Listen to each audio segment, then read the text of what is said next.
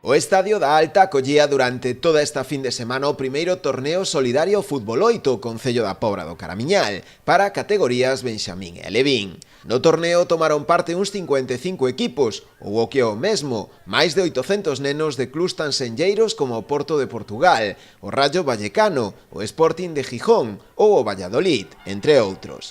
Á final, na categoría Benxamín chegaron o Porto e o Celta, con victoria deste último por 3-0. Mentres que en categoría Alevín, os finalistas foron tamén o Celta de Vigo e o Rayo Vallecano, con triunfo esta vez dos madrileños por 2-1. A organización do torneo, que traballou arreo durante toda a fin de semana, valorou moi positivamente o resultado do mesmo, tanto polo nivel futbolístico mostrado polos clubs participantes, como tamén pola súa boa acollida, con ampla presenza de afeccionados nas gradas. Un feito que mesmo se deixou notar tamén nos locais hostaleiros e negocios, non só da localidade, senón tamén no resto da comarca. Unha mostra máis de que o evento de gran repercusión chegou para quedarse, pensando xa nunha máis que probable segunda edición.